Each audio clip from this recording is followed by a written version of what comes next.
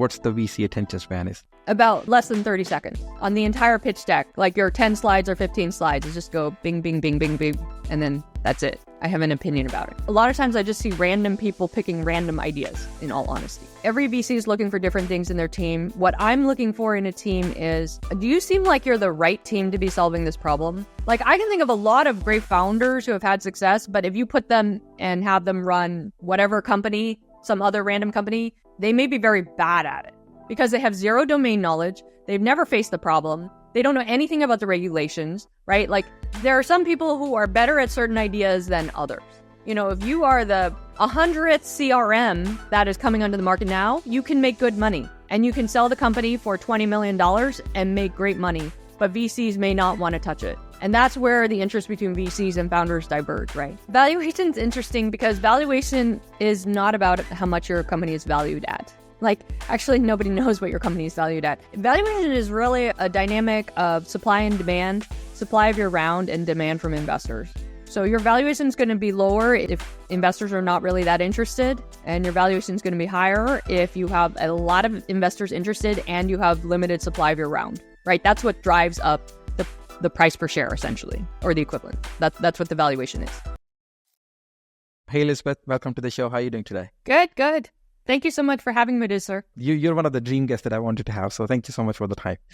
Thank you. Okay, so every single time, and I was just telling you like how many episodes we have recorded, every single time anybody that comes over the podcast, I start with one particular question, and that is, what's the earliest context you have of your life? Well, actually, it's entirely because of where I was born and lived, which was completely out of my control, of course. But, you know, dating myself here, I grew up in Silicon Valley during the dot-com boom in the 1990s. And a number of very serendipitous things happened to me then. I was in freshman year of high school, so the first year of high school, and my best friend from high school asked me if I wanted to help out her cousin, Tony, with his startup. This was in fall of 1996. And I didn't know what a startup was, of course, but I also didn't have anything really going on. So I said, sure. And during the winter holiday, we took the train up to San Francisco to help out her cousin. And we showed up and there was nobody there. This was about 9 o'clock. But people started trickling in at 10 and 11, as people tend to do at startups. And it was just amazing. You know, it was Tony and all of his friends running around, doing all kinds of things. There were pizza boxes everywhere. You could eat all the pizza you wanted. Like, it was the dream. And so I knew from that day, I don't think we were any help at all, but that was what I wanted to do when I grew up. Because if you remember, like, going to work meant in the late 90s or, you know, even before that, it was often very stodgy and structured. And there was a certain thing you had to wear to work and a certain thing you had to say and, you know, dress. Like, everything was just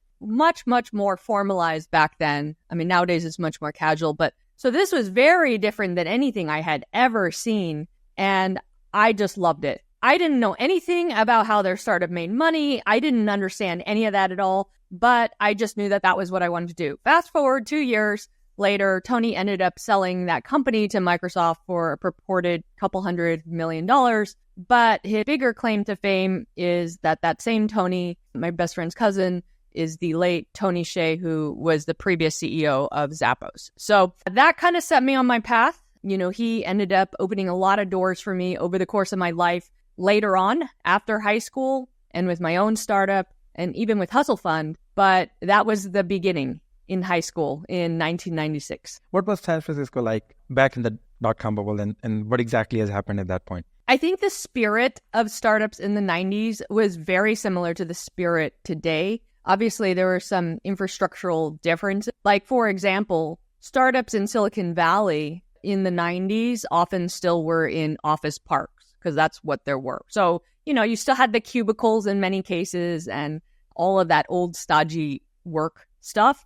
Nowadays, obviously, many workplaces don't have that. So those little things. And then the other thing that I might note that people tend to talk about a lot is everyone says, oh, you know, San Francisco is falling apart and that's a recent change. No, actually, San Francisco has hit infrastructural issues forever. When I took that train up to San Francisco in high school and got off at 4th and King, if anyone is familiar with the Caltrain in San Francisco, at that time, it was actually really dangerous to be walking around that area, and certainly as a teenager. Nowadays, people get off at 4th and King, and there's, the Safeway, and there's the restaurants and the whatever that, and there's the ballpark. So I think, people tend to forget that issues that have happened have been there for a long time and continue to stay there. So I think that's my little bit on San Francisco, and that's certainly a whole nother can of worms. But many things are the same, but obviously we have modernized over the years. Okay, that's cool. Thank you for explaining that. All right, so I want to, have this entire episode around a couple of things. So one is around the VC, like the entire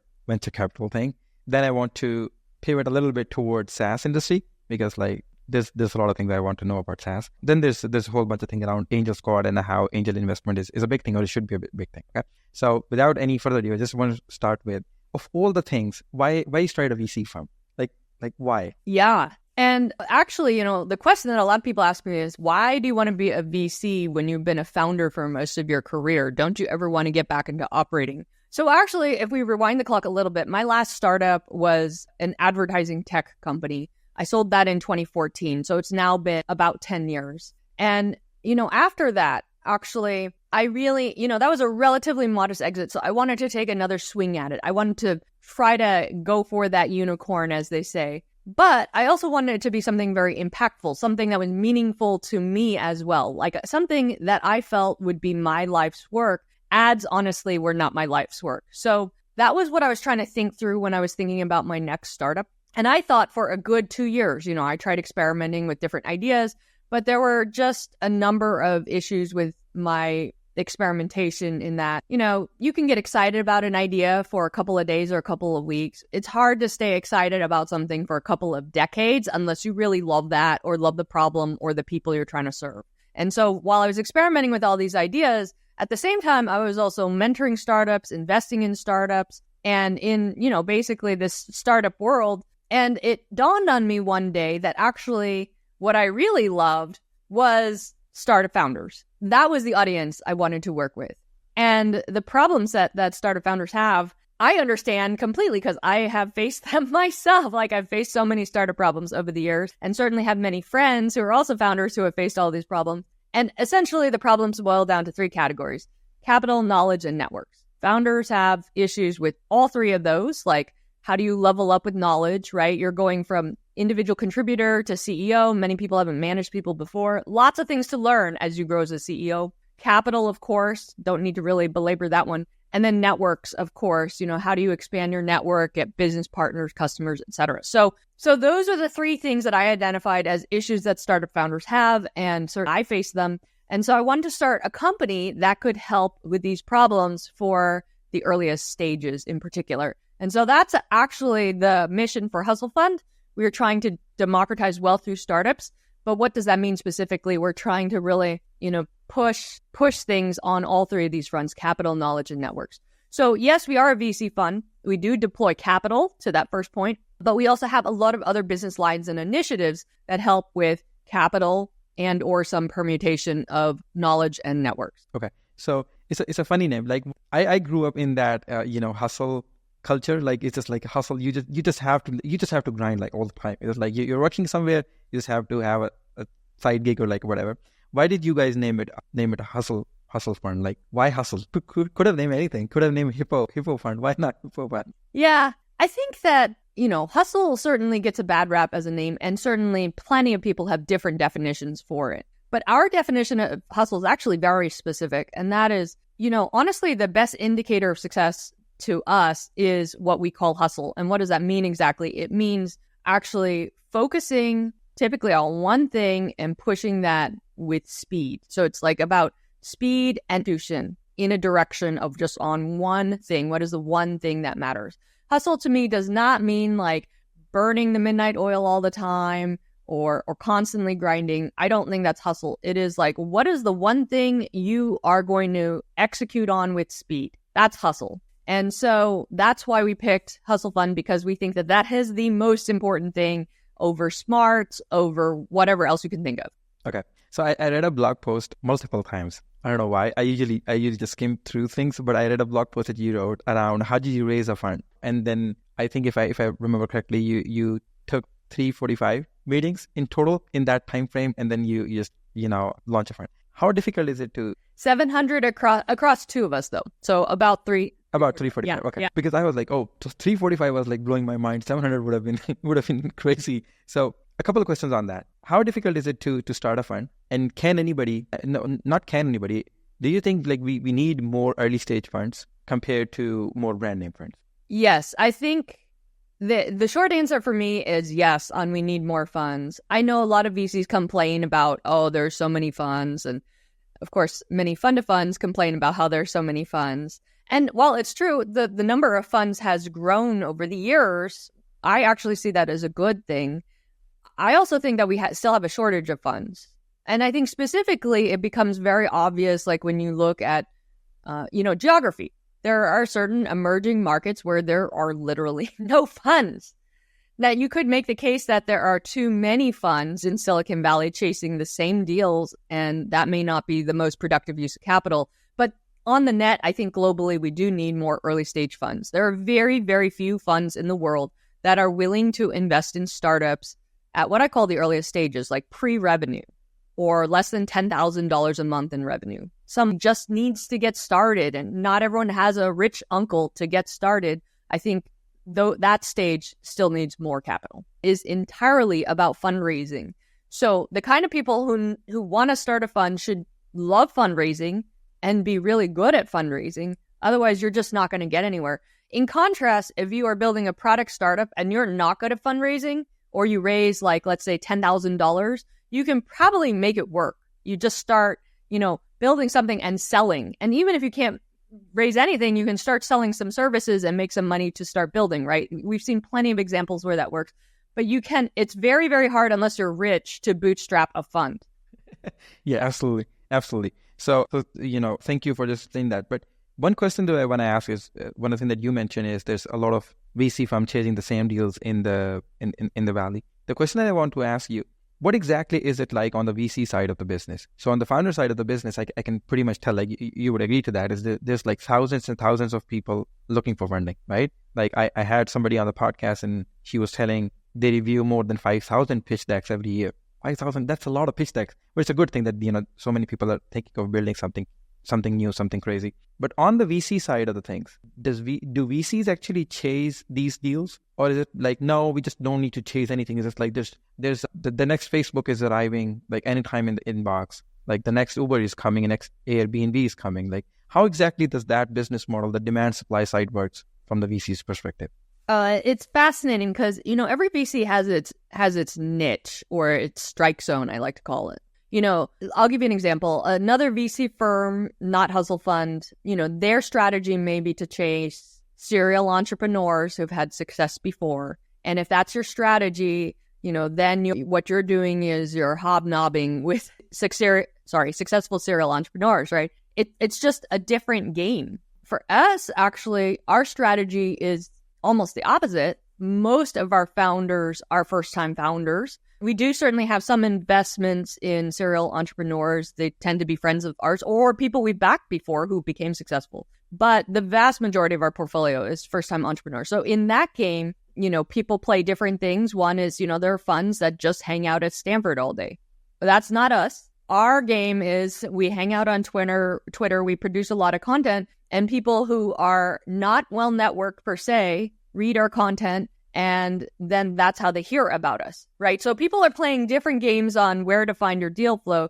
For us, it's the content strategy and just trying to, provide content that we hope is useful to people. And if people read that and find it useful and think, oh, maybe I should apply with Hustle Fund, that's a win for us. And so everybody's got a different strategy, and based on your strategy, then that's how you allocate your time. So for us, we actually have a whole marketing team. The original content still comes from the investment team, primarily actually Eric Sheehan and me, and also Haley, who is our newer investment professional on our team. But, we have a marketing team to help us write it, to help us, repurpose it, to help us promote it, etc., because that's our game. Okay. Is that a powerful game?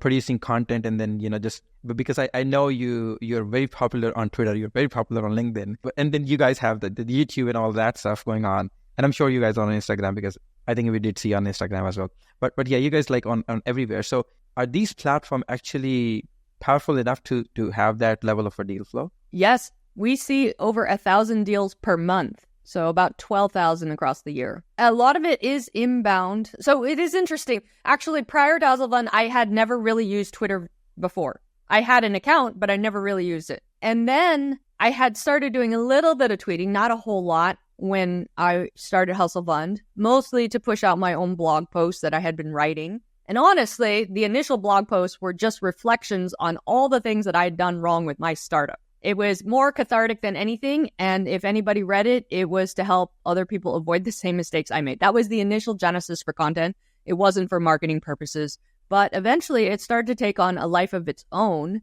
and I stopped having time to write a blog, so I felt like, well, the next best thing is to write these tweet threads. It's like a shorter version of a blog post, and people started resonating with it. And then all of a sudden, we noticed when people would apply on our site with their company, over half the people said that they heard about us on Twitter, which was crazy because we were not even really using Twitter that much. And so we felt like, well, we should be doubling down on Twitter then. So that was how this all got started.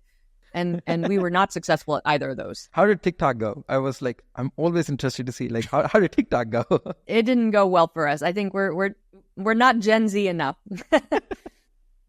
Okay. I run a company on the side, which is a media production studio, but we primarily work with VCs. And there's a VC firm out of Canada that we, help us to be our client. And, one of the key person in the executive team was like pushing us, hey, why don't you guys push us with the short form on TikTok? I was like, yeah, sure. Like if you guys can dance on, I don't know, cap tape, would have to happily just put it out there. And so yeah, it's a very funny platform. So 2 questions I want to ask you on this particular thing. So one is, if you can just, rewind the clock back, what were the 3 biggest lessons? I don't want to say mistakes. So what are the 3 biggest lessons that you've learned from your own startup, from Launchbit? And I saw like there's quite a few that you did not name. Like there was a lot of projects, a lot of learnings. So what were the 3 biggest mistakes? And on the fund side, why just, invest in first-time founders? Like a lot of people would just want to stay away from them. It's just like, oh, these are the people who probably don't know like how to start a company. So probably going to be bigger risk. Early stages, they're already a risk.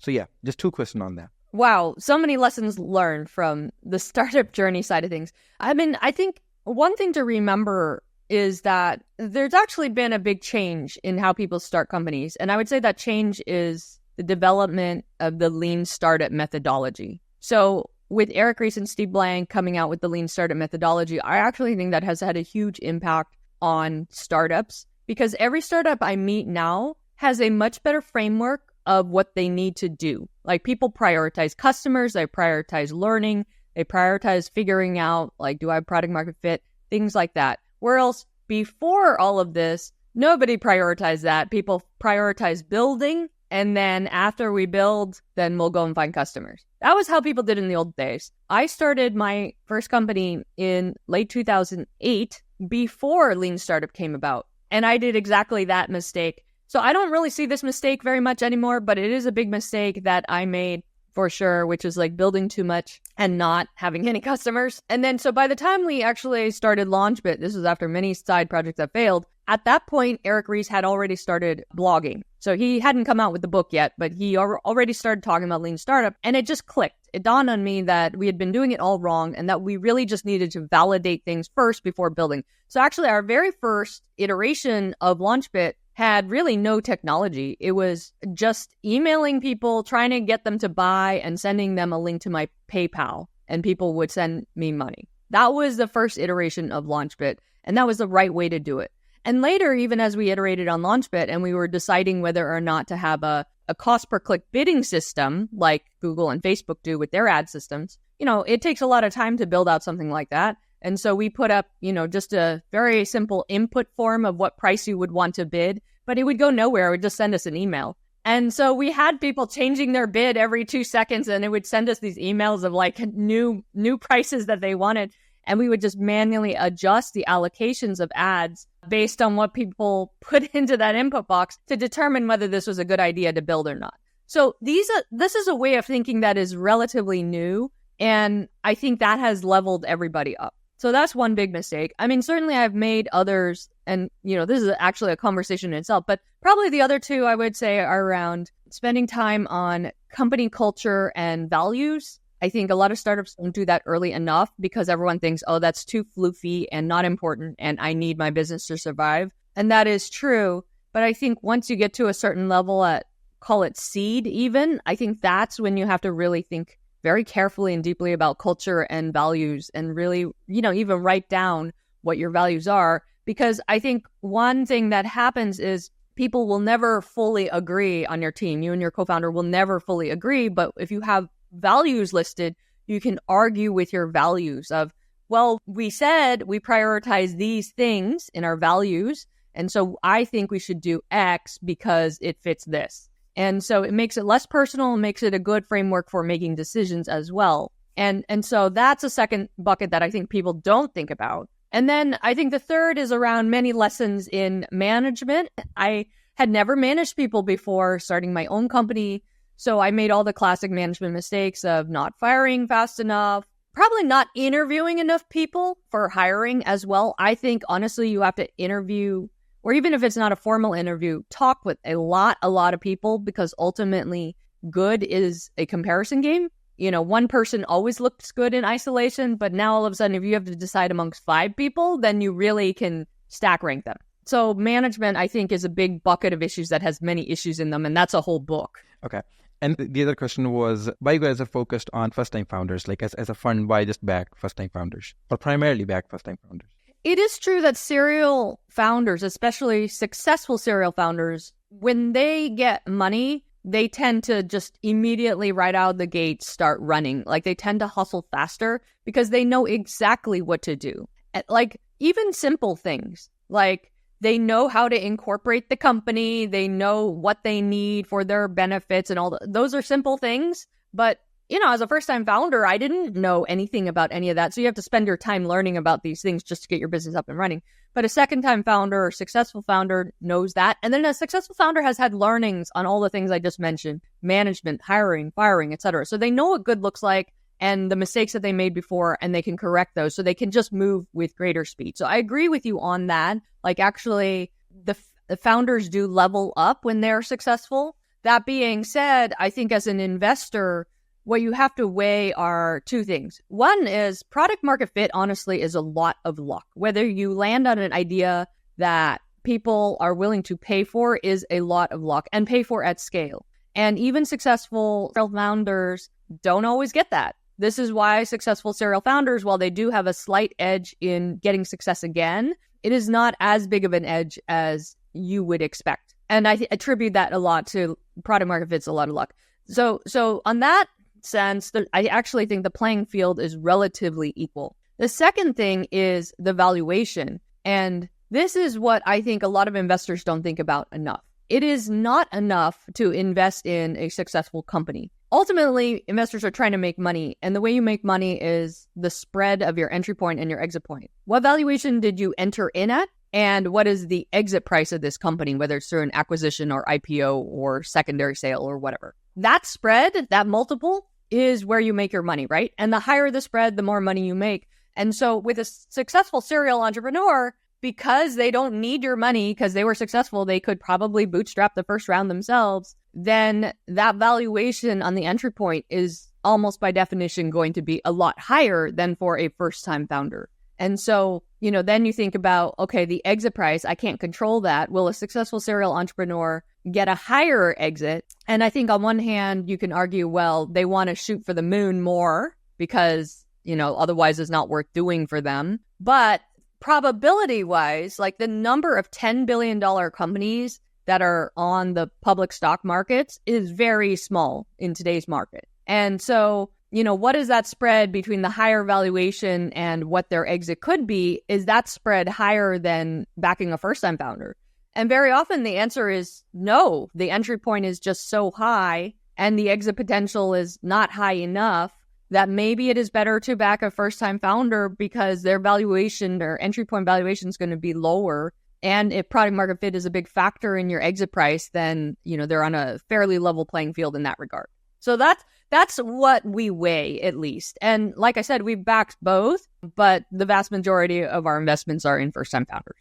The question I want to ask you is, for the audience, especially because we have a lot of first-time founders, getting into the ecosystem, can you please explain how the basic venture capital business model works and why good ideas don't get funding. Yeah. Well, so how does it work? I think it's really important to follow the money. I think founders, and certainly myself included, don't think about the VC side. And, I'm not asking people to think about my day in the life and all of my problems, but I think it is actually helpful to follow the money and understand everybody's incentives because that explains a lot. So VCs are ultimately a middleman or a middlewoman business. We raise money ourselves. Actually, a lot of people don't think about that at all, but that says a lot. I raise money from other people. So part of what I'm thinking is, what do those other people want, right? That matters a lot because those are the people I'm raising money from. So there's that. So I raise money from rich people, institutions, universities, nonprofits, basically people with money, anybody. There are lots of different groups, and that's a whole nother topic. I then now have this pool of money, my fund, and now I go and invest in startups. And that pool of money is limited. And for an emerging fund manager, it's especially limited. Like there are a lot of emerging fund managers who are deploying, a fund of, say, $3 million. That's like a seed round for some startups, right? But they're deploying whatever limited amount of money they could raise. So the interesting thing about this industry is the people who tend to take more risk actually tend to be the smaller funds. And the reason is they have less money to deploy. So they can't really compete at the Series A. Like no one would want to take my $10,000 check at the Series A. It doesn't make any sense. So now if I raise, let's say, a $2 million fund, I now am almost forced to play at this earliest stage, pre-revenue, where there's very few VCs, less competition, and my check size that I can write because of the limited pools that I have makes sense for this stage. So I can write a $25K check into the pre-seed and people will take it. And so where am I going with this? Like in terms of the risks and how people think about whether or not to invest. Like I said, a lot of investors are very risk averse and want to see more than less. But for people who are writing the smaller checks, they may be forced to take on more risk because of their fund size. And so what happens here is now let's say I have my limited pool of money because I raised $2 million and I'm going to deploy it across even, say, 2 years, which would be a fast deployment. So I'm deploying $1 million a year. And now I'm looking at all of these companies. And like I just said, and your other guests also had thousands of pitches. I'm not going to fund most of those. I just can't. Even if most of them are great, I would actually go out and say for Hustle Fund, roughly speaking, if we see 10 companies, I think there's probably 3 that are great, but I probably only have capital to do 1. That means 2 of the 10 are great and I'm just going to miss. So if you think about that for a moment, that goes back to my statement of, I don't think there's enough capital. I just literally cannot fund all the great deals out there. And so it then ultimately comes down to the small things. And at the earliest stages, honestly, the small things are kind of dumb. But you have to do something to make a decision because there's not enough capital to fund those 3. So the small things come down to, they didn't respond to my email fast enough. That may or may not be a sign. Or their valuation just a tinge higher than I would have liked. But if I hadn't seen this other company, I might have funded. Yeah, so you have to find the reason to say no. Yeah, these are all the reasons that VCs say no. But honestly, it's because it is really hard to know and there's limited capital. And so when people say, I have this great company, but nobody's funding it. Yeah, I can definitely empathize with that. But what are we going to do about it? There just isn't that level of capital in the ecosystem. I think what people don't realize is, I think where we are with the private markets is where we were with the public markets when Warren Buffett started his career. The public markets, everybody and their mother invests in the public markets today. You can go on Robinhood and buy a share of any stock you want. But that's not the case with the private markets at all. There's just not that many investors in the private markets, largely because it's a very closed industry and there are a lot of rules and regulations as to who can get into it. So I'll pause there, but that is, I think, the root cause of why there are more great startups still out there than funding. Do you think that most people should think about bootstrapping more so than going down the venture route? I think the answer is yes for most companies, but there are a lot of nuances. So certainly for your typical B2B SaaS company, I think it makes the most sense to bootstrap or pseudo bootstrap. So what I mean by that is I think the best path actually for a B2B SaaS company is bootstrap a bit until you get the first few customers. So hopefully you can hold your day job and do this on the side to get that, or If you have a little bit of savings or a small check from a relative, then you can get there with that, because B2B SaaS companies can make money pretty quickly. And then once you get there, then maybe you raise a seed round. But I actually think for most B2B companies, you probably don't need more than a couple of $1,000,000 in your lifetime. So then you get that, and then that allows you to kind of grow, and you can grow into Series A and Series B stage from a revenue perspective. And then maybe at that point, if you really have all these plans for expansion that seem like a slam dunk, then maybe you raise an expansion round. Or at that point, actually, a lot of B2B SaaS companies can underwrite their recurring revenue through some level of debt to get capital that way. But I don't actually think most B2B SaaS companies need a lot of capital. I think people tend to raise more capital than they need, and we certainly saw that in 2021. I think this is different, though, for a marketplace, because in a marketplace, where you see that there are economies of scale and network effects, like, for example, take Uber. The more drivers you have, the more riders want to ride. The more riders you have, the more drivers want to drive. So there's an advantage in building out that network, and that network takes money to build when you won't be profitable anytime soon. And so I think network effect businesses, almost by definition, need to raise money, and those are much, much harder or impossible to bootstrap. So it really kind of depends a lot on the kind of business you have. But I do think that, what people should think about is be honest with yourself, like, how easy or hard do I think it will be to raise money, and take that in as a factor on the business that you start. Because if your company is entirely reliant on raising money from other people, then I think that it is incredibly risky. And most people are not in it to raise money. Most people are in it to build a business ultimately. The goal is not fundraising. The goal is to build a successful company.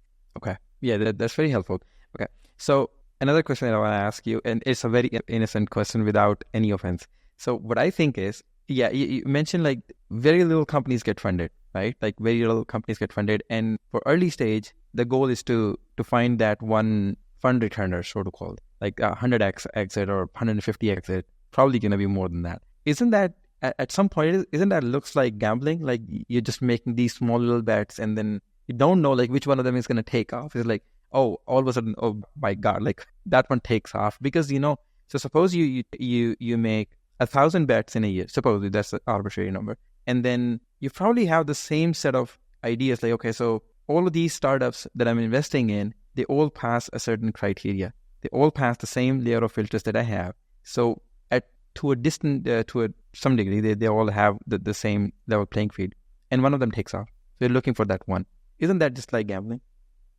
Yes, I think of myself as a professional gambler, and that is why I don't gamble as a hobby. No, I do think there's a lot of truth to that, but hopefully this gambling game is a lot more akin to poker than it is to roulette. So, I think if for people who study the game of poker, like there are pretty consistent winners there. So while there's certainly luck, you tend to see the same people in the top places, right? And so there's some level of skill. And I think that is pretty akin to that. What you're doing is you're playing the probabilities. And you play the probabilities through a combination of really two levers, your deal flow and your portfolio construction. I think that obviously deal flow is really important, but a lot of people think too much about which particular winners am I picking. But I really think if you have great deal flow, your portfolio construction is what matters most, and that is going to determine whether you win or not. Okay. Does every VC firm need to have a different thesis, or they all can have one thesis? I think it is possible for VC funds, if everybody were to say, hey, we're a generalist and we invest in pretty much anything, I think that would be fine. I think it would be very hard to articulate to their LPs, because then their LPs, when you think about my investors, they're looking at tons of pitch decks from funds. So now how are they going to decide who to invest in, right? Like I just told you about my problem of if I see 10 companies and 3 of them are great, I can only fund one. Now all of a sudden they're seeing 10 generalist funds. How are they even going to know who are the 3 great ones? They're not. And so actually one of the reasons why VCs have theses in the first place is to differentiate themselves for their investors, right? It's like, oh, I specialize in this thing, cybersecurity or whatever, or I specialize in that thing. And so then when a funder of VC funds looks at it, then they think, oh, this cybersecurity fund looks really interesting and I don't have any cybersecurity in my portfolio, so I'm going to pick them. Because actually, this goes back to the point of, I actually think it is really hard or much harder to raise money as a VC fund because ultimately we all have the same product, which is money. My money is as good as anybody else's money. So why should a funder fund me because they're looking at so many other pitch decks of other VCs who also their same product is money. So I think actually the thesis really is more to help VCs fundraise from their funders than anything. Okay. So why SaaS is so like a beloved child of like all the VCs? Like why everybody just want to focus on, especially B2B SaaS? Why is that so? Yeah, I think it comes back to the business dynamics. So when you think about, let's just say getting acquired. So let's say that we want to acquire a company and we look at two companies, a B2B SaaS company and I don't know, an e-commerce company that sells widgets. Both of them are making the same amount of revenue. But the difference is with the B2B SaaS company, we look and we notice that their retention is really strong. Let's just say hypothetically, all their customers come back every year. And they also pay more every year because their companies are growing bigger. Versus the widget company, I don't know if those people are going to come back and buy widgets next year. They're not on any recurring plan. So it's risky for me because I'm paying a price based on past historical data of how many widgets they sold. But I have a lot of uncertainty as to how many widgets they'll sell next year once I own the business, right? If I were to buy that one. So I would definitely buy the B2B SaaS company, assuming all the other things equal, because I have some level of certainty of the revenue coming in next year. So that, I think, is the fundamental starting point. The other thing is between consumer and business subscription services like Netflix, people may have read about all the churn that happens at Netflix and Disney Plus and all those. It's because consumers are much more fickle, right? Like paying $8 a month for a service is a lot of money for many people, and it's not a need to have, it's a nice to have.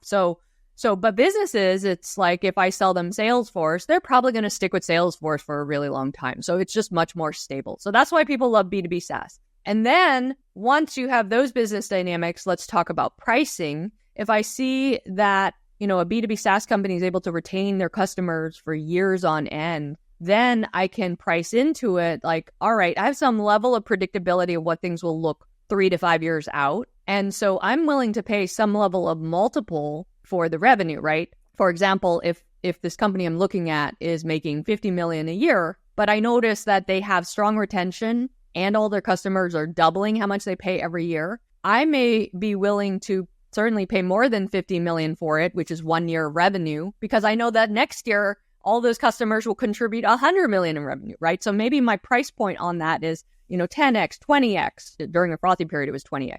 But it might be 10x. And so now I'm willing to pay $500 million for this company that's generating $50 million a year. In contrast, the widgets company, since I have no idea how much money I'm going to make next year, I might not even be willing to pay $50 million for it because I don't know if I'll get all those people to come back next year.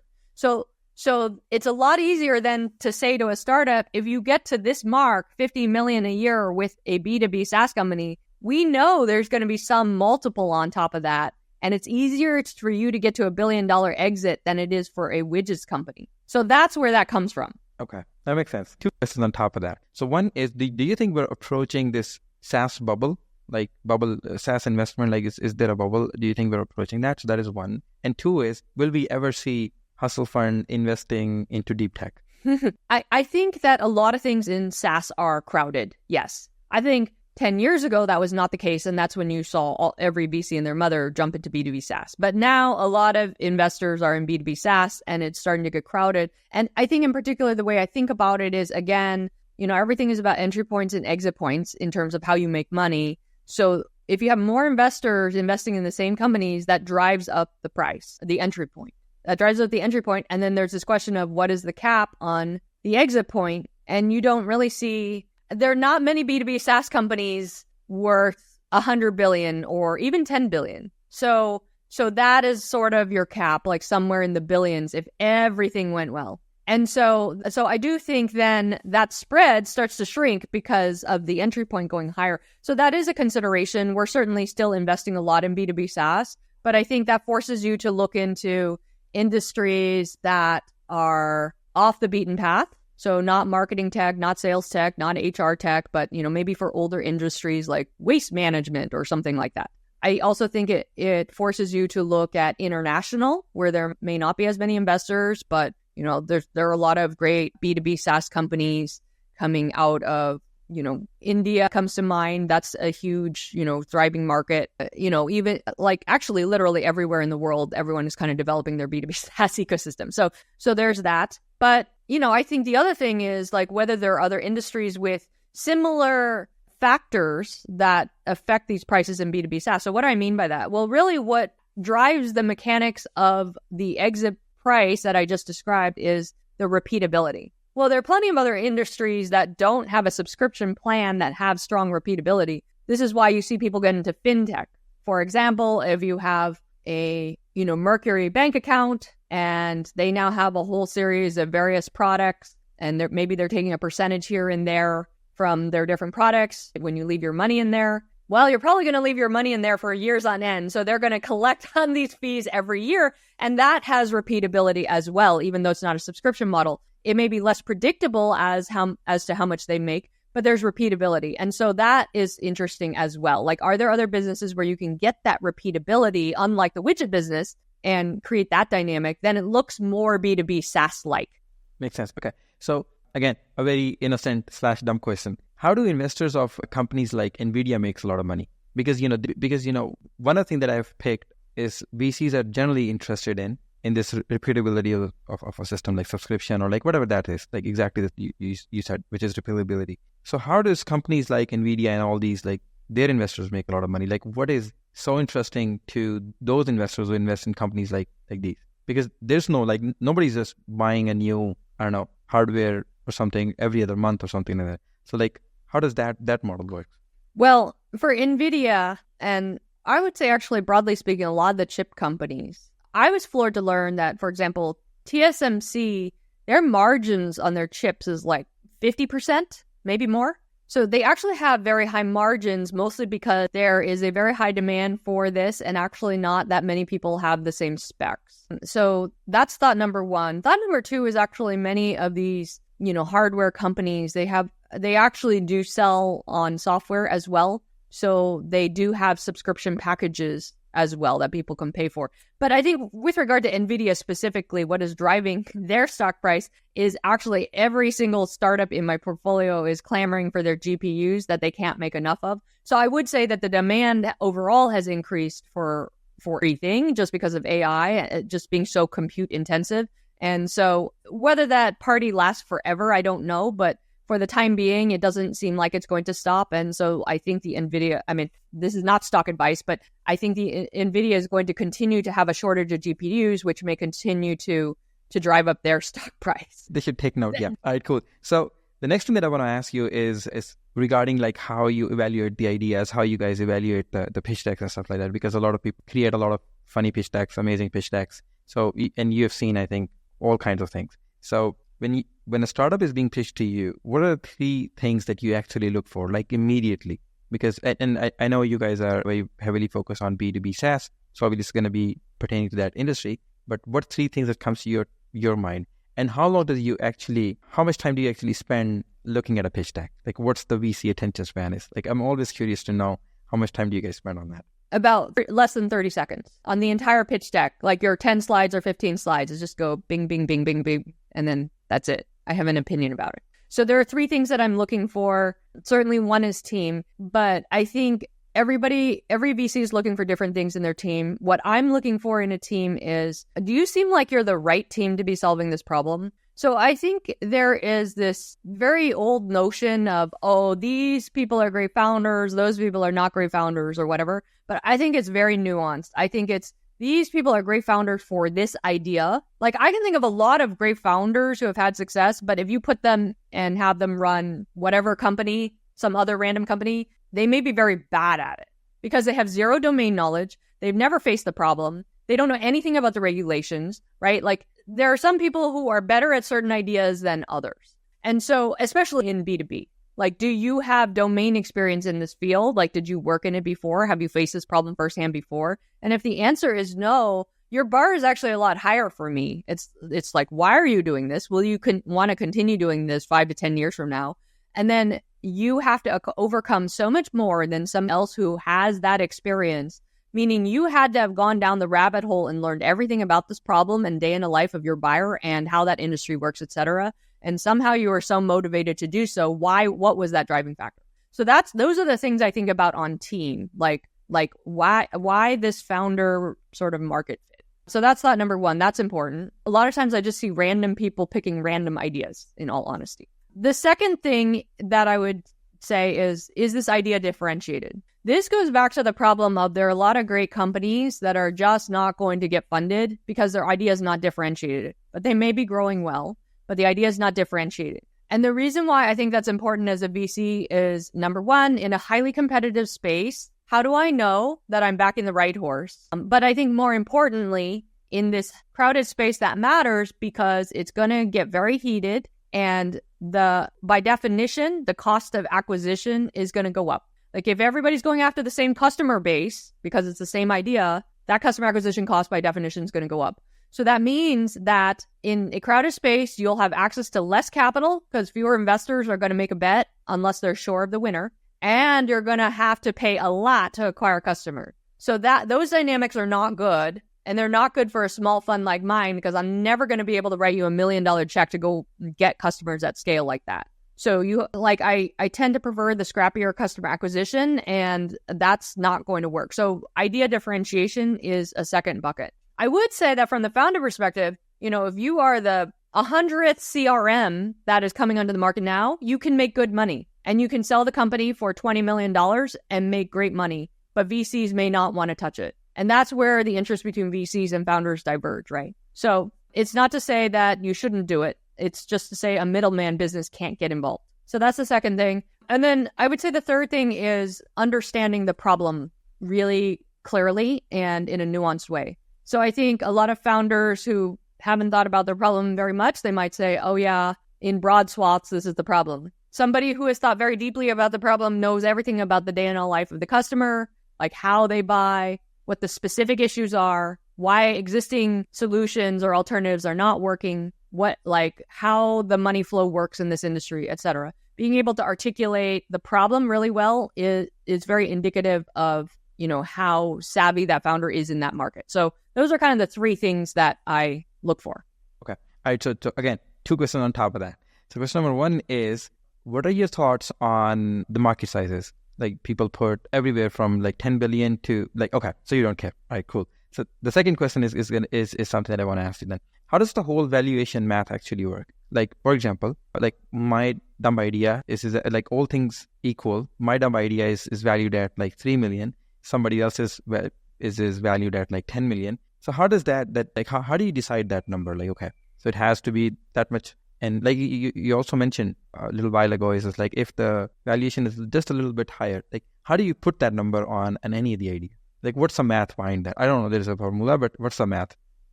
Yeah, valuation's interesting because valuation is not about how much your company is valued at. Like actually nobody knows what your company is valued at. Valuation is really a dynamic of supply and demand, supply of your round and demand from investors.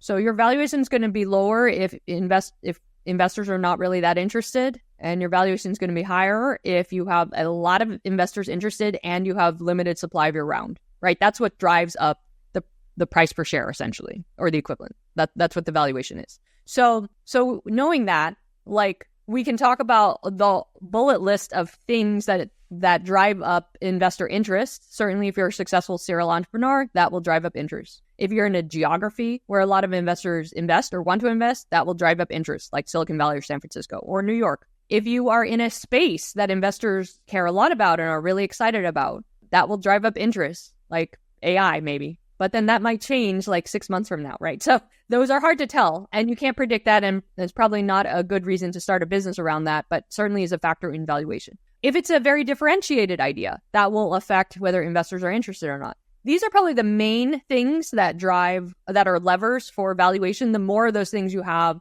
the higher your valuation is probably going to be. I think the last thing is how much are you raising? And so, if you're trying to raise a large amount, then that's going to be harder to fill. If you're trying to raise a very small amount and every investor wants to invest, then, some investors are willing to offer you 5 posts, others 10 posts, others 15 posts, and others get 20 posts. And it's like a bidding war. So those are the drivers of valuation, not how much revenue you're doing, not what we think you will actually be valued at. Then I think the other thing is all right, there's a question of at what point do investors think something is, quote, too high of a valuation? Like, of course, I would love to get in lower, but I'm willing to pay up to X. Where does that X come from? That X comes from, again, the entry points and exit points. Like, I'm going to make money on the spread between the entry point and the exit point. And just roughly speaking, I'm looking for 100X at the early stages. Where does the 100X come from? Well, I think just the rough math of, if we take 10 companies and the old adage that, one of them will be really successful in your portfolio and the others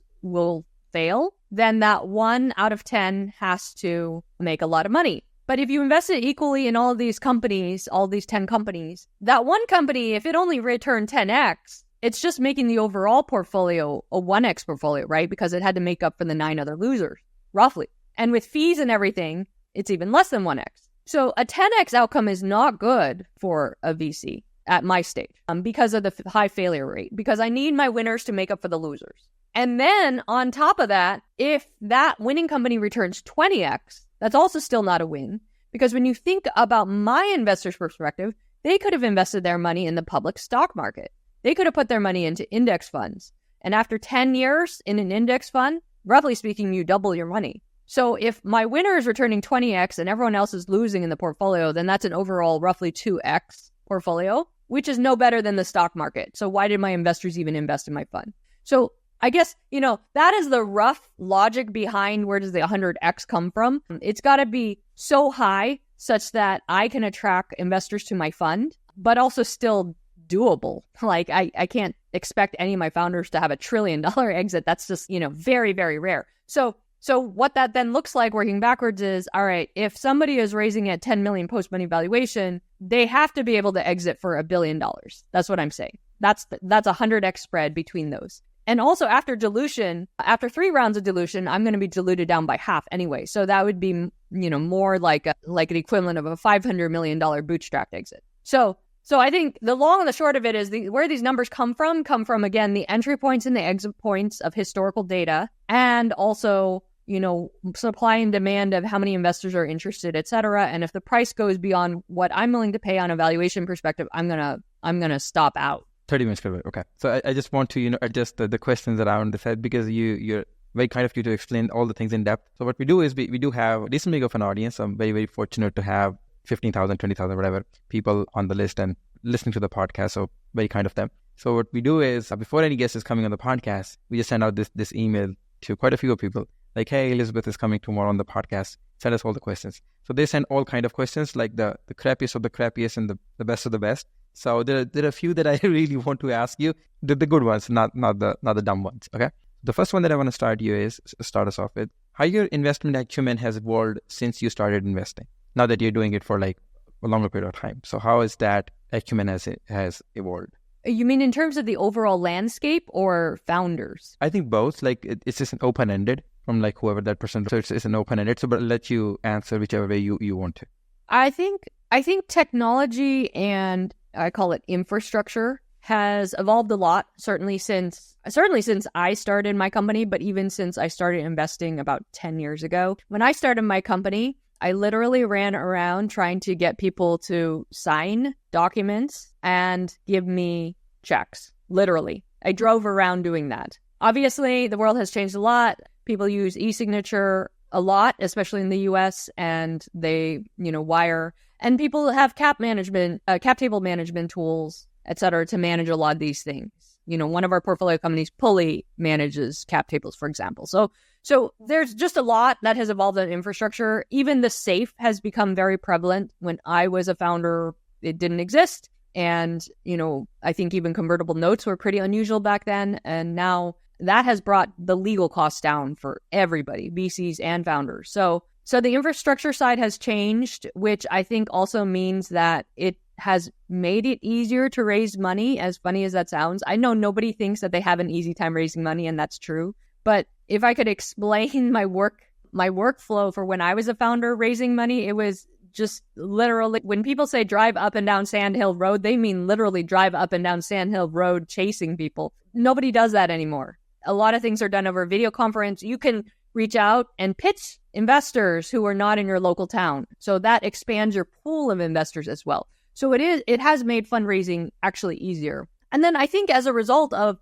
people's expectations for how much they should raise has gone up, which I actually think is kind of a bad thing. In late 2008, when I started my company, it was very, very hard to raise money. People were grateful if they could raise $25,000, which is crazy to me because now when I hear people complain about, I can't raise money, and I ask them, how much did you raise? People say, I raised only $100,000. $100,000, when you think about it, just like stop to think about, is a lot of money to start a company. But I think expectations have gone up around the fundraising side as well because it is easier to raise money. Even in a downturn market like this, people are raising way more money than they did in 2008. So I think it is good to actually just take a step back and not think about what is the norm of what other people are doing, which is where all of this comes from, but think about what do I actually need to make my business successful? Forget about what everyone else is saying. What do I need to make my business successful? And I think constraints actually help you think more deeply about what you actually need versus what you want. You don't need to hire 5 people right out of the gates. Really what you need is just this one thing. And so that's another thing that has changed over the years as well. Okay. This is not a question that somebody has asked, but I want to take your opinion on. So what's your opinion on, post-money and pre-money and post-money safes? Especially where do you think these things are not helpful more than they are helpful? Yeah, it's a very nuanced thing because there are pros and cons to both. Personally, I like the post-money safe for several reasons. Obviously as an investor, it's a bit more self-serving, I would say. Like somebody who's raising a 4 million pre-money valuation, it is different than 4 million post-money valuation. Just as a quick explainer, 4 million pre-money valuation means that the valuation is determined by the addition of the 4 million plus how much you raise. So if you raise 2 million, your actual post-money is 6 million. Your company's valued at 6 million versus 4 million post-money valuation means that your company's valued at 4 million valuation and what you're selling is a percentage of that $4 million value. So that is the difference just for this audience to know. So from that perspective, if you have the same number on both, then the pre-money is worth more because you're going to raise some money and the post-money valuation is the additive of that. So I hear the argument all the time from people that, then by definition, the pre-money safes are better. But then the problem comes from if you actually end up raising a lot of money on pre-money safes, then you don't really know how much of your company you've sold. And I've seen so many founders, including in my own portfolio, who run into this problem because what ends up happening is, let's say you raise some money on the 4 million pre-money. So there's some addition there. And then you have another safe that's a pre-money at some other valuation. And then you're raising money on that. And so you have three different safes and different amounts that you've raised. Most people could not tell you how much equity they've sold in their company when all is said and done. And that is something that has happened a lot more recently than when the pre-money safe was first introduced by YC. The reason YC introduced the pre-money safe in the first place was back then, to this point of people didn't raise that much money back then, it was way less complex. People might raise $500,000 and call it a day, and that'd be considered a lot. But now people are raising 3 rounds on safes and it's very complicated. So, I would actually say what is disturbing to me is when the lawyers go to reconcile the safes and compute all of this, I would say that about 50% of the time there are arithmetic mistakes, which is actually very frightening because, you don't hire your lawyer to do math, but they have to. And when it gets very complex, they make mistakes, which affects you, but everybody, I would say.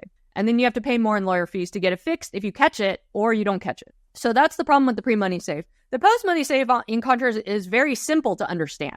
If you have a company and it's a 4 million post-money valuation and you raise $400,000, you have sold 10% of the company. Done. And then let's say you go and have another safe that's now a 10 million post-money valuation and you raise $1 million on that. You've sold another 10%. The two, are separate 10%. They don't dilute each other. They don't affect each other. You know exactly how much you sold. So then you just adjust your valuations accordingly and how much you're raising to fit into what dilution you want as a founder. So that's the advantage of a post-money safe. It is very easy for you to compute and understand, and there are fewer mistakes made in converting those because it is very, very easy math. Okay. So you already mentioned, and this is a question that I had planned originally, but I lost it somewhere. What exactly happens when a founder actually don't keep a track of their cap table? The one that you exactly mentioned is people are raising post-money safe on top of post-money safe on top. Suppose they gave up, I don't know, 35%, just an arbitrary number, 35% of the company, and they have yet to reach Series A. Okay. what exactly has happened, whatever they have done, like what are the repercussions? Because they're going to have a difficult time raising a Series A now. So what they can actually do, like how do you guys actually help these founders? Like, is there a way out for them? If you're in that situation where, let's say, you have raised a bunch of money on a whole slew of pre-money safes and you didn't realize it, and now all of a sudden, one day you do the rough math and you think, oh my gosh, I have sold 70% of my company. 35% would be fine. But if you've sold like 70% of your company, then you're going to have some trouble because the investors you speak with next will ask you, okay, what does your cap table look like? And we'll see that you have sold 70% of your company and we'll think, oh gosh, the founders are no longer incentivized to work on this business, so I'm out. And like I said, when things are so early, even at Series A, it's still pretty early, and there's great deal flow, and you have to decide between investing in this company or that company, a cap table issue is a reason to pass. So as a founder, you may find that nobody wants to invest. Now, there are kind of two things that may happen here. One is maybe you are a great company and this is fixable, and we can talk about that in a minute. Or maybe it's an excuse, like maybe you're not a great company and an investor will say, oh, your cap table's messy, I'm not investing. But even if you fix it, they still would not invest because there are many other reasons why they're not investing. So you have to figure out which in these two buckets you are. Now, in the first bucket, if you're a great company and this is fixable, then that's a conversation to have with that investor who wants to invest. You need to get them to really, essentially put in writing that, and ideally actually help you clean up the cap table, do a recap is what they call it. Then you know that they are genuine and they really do want to invest and will kind of help you through this. This is largely the task of new investors wanting to invest rather than old investors. Because when you think about what a recap is, what it really means is taking the 70% that investors own and they're going to be crammed down to some much smaller number, maybe half of that or less. And no investor who's already on your cap table wants to, on their own, deliberately reduce their share by half or more, right? That's just not our incentives to do so if we're on your cap table already. So the help will largely come from your new investors, and they'll propose recap terms of, as part of this transaction, everybody gets diluted down by X%, including the founders, but then we'll do a top up for these people, the founders, maybe some employees, etc. And then our investment happens next. So it's a series of transactions as part of that deal. Okay, great. So the next one is, what are your thoughts on startups raising down rounds? It depends on what market we're in. I think the market we're in, I see a lot of down rounds because 2021 was so frothy and a lot of the valuations didn't make sense. And again, it goes back to this multiple of investors invested at too high of an entry point without any path to getting to the exit value that they need to make money. So that's what we're seeing happening now where people realize that. I think the other thing that we're seeing is that startups didn't grow into those high valuations. So in this market, they wouldn't be valued that high. A down round is not bad signaling in this market as a result. You could be a great company, but if an investor wants to invest, even at a down round, that's a positive sign that somebody wants to invest in your company. I think a negative sign would be that nobody wants to invest in your company, right? So a down round in this market is not a bad thing, even though people say historically down rounds are bad, et cetera. But I think it really depends a lot on the market we're talking about. I think a down round in 2021 would have been very bad signaling. Okay. All right, cool. And the next one is, so I wrote a newsletter on PrepStacks, this past Thursday, and this is exactly a reply to that newsletter. So ask her what is her opinion on PrepStacks and how these deals are structured in the growth stages, and how does that affect or how does that impact the early stage investors? I'll give you an example actually in our own portfolio. One of our companies had an exit somewhat recently. And because of the preference stack, which is by definition, every investor invests in some chronological order, right? The pre-seed investors are investing first and the seed investors, et cetera, the Series A, whatever. Typically, the latest investors to present the deal terms may structure it such that if there is an exit of some sort, they get essentially first dibs on the money or whatever it may be. They can decide that, and then the founders can decide to take that deal or not. So in a down market, you tend to see preference stacks that are more favorable towards the latest investors because that's what they ask for, and founders who are more desperate for money accept those terms. And so we have a portfolio company that had an exit relatively recently, And the way that things were structured is that the later stage investors would get paid out first and would get paid out a certain multiple, liquidation preference, before anybody else got paid. And so, interestingly enough, we invested in that company at the pre-seed with our fund. And then we ran an SPV with our investors, but outside of the fund in one of the later stages. And that SPV made 2x on their money. They made money on the deal. And our fund lost money on that deal. So that goes to say that early stage investors, while they may have the highest potential multiple, they may not always make money in an outcome. Okay. So a question that I want to ask on top of that is, when founders actually accept these sort of terms or deals or whatever you want to call that, aren't they doing somewhat of, like, isn't that right for the early stage investors to be involved in that kind of a process? Like, so for example, you invest in pre-seed, right? You wrote the first $500,000 check.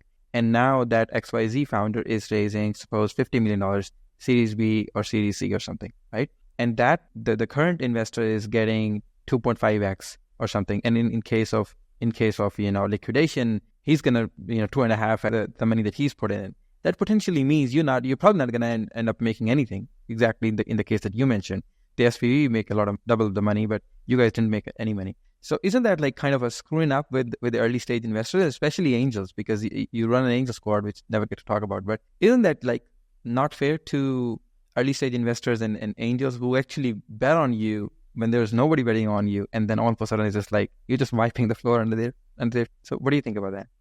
Yeah, well, this is why people have to sign off on the deals. So the early stage investors signed off on this deal, just like for a recap that you may want to do. I mean, no founder can just willy-nilly cut the cap table in half on their own, right? You have to get people to sign off and agree on it. So why would investors sign off on something like this or even a recap? Well, it's because they believe the situation is so dire that it is worth accepting these terms, right? Like if the choice is the founder takes this money or they go bankrupt tomorrow, we're going to sign off on it because we get to roll the dice again versus, okay, it's definitely going to fail.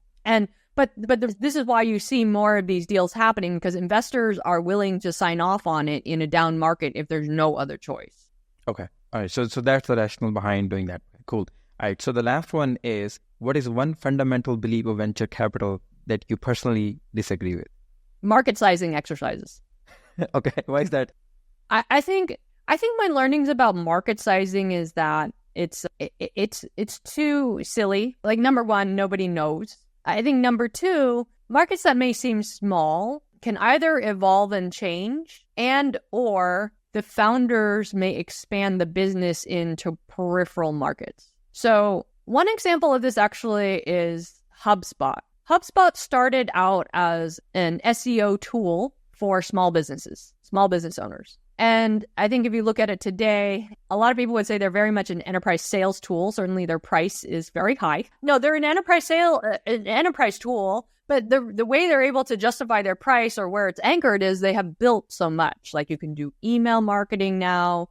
They have essentially a CRM. They just have all of these things that they didn't have on day one. And so they've essentially expanded markets by, they've gone upstream, they've expanded out into the offerings, etc. So that's an example of like sort of changing or augmenting your market. And I mean, Airbnb actually is probably the classic example of they're in the hotel market, but people didn't think about that on day one. It's like, oh, well, the market for people wanting to sleep on somebody else's couch is zero. So, but they're in the hotel market. I think people would say it's an alternative to a hotel today. All right. Awesome. Thank you so much, Elizabeth, for all the knowledge, all the candor. I really appreciate it. We do have this one small ritual on the podcast. So what we do is we ask all our guests a question for our next guest without telling who the next guest is going to be. So I got a question for you, and I'm obviously going to take a question from you for the next guest. So the question of the last guest left for you is, all things equal, if you get the same idea pitched by a female founder who has created a horrible pitch deck and a male founder who has created a great pitch deck, who would you invest in and why? I don't care about the pitch deck. I care about the thought process in the conversation. So whoever can articulate their thoughts in the most clear and concise manner, actually, brevity matters, that is the founder I would go with. All other things equal. Thank you so much, Elizabeth, for the time. This is one of my favorite episodes I have ever recorded. So thank you so much again for the candor, for the wisdom, for sharing all the things in detail. I really appreciate it. Well, thank you for having me. And that's very kind of you. Oh, it was my pleasure. Thank you. This is it from today's episode. I hope you enjoyed it. Thank you so much for watching and listening. All the resources and links that we have talked about, they're all in the description or in the show notes, depending upon which platform you're on. If you're listening on Apple Podcasts, please give us a review. Would appreciate it. If you're watching it on YouTube, please mention down in the comment, did you like it? Did you not like it? What do you want us to improve? Who do you want us to invite on the channel? If you enjoyed this episode, there are chances you're going to enjoy that episode as well. So we're going to link it down somewhere here. Do hit the subscribe button if you haven't done that already. And thank you so much for watching again. And I'll talk to you soon. See you in the next one. Peace.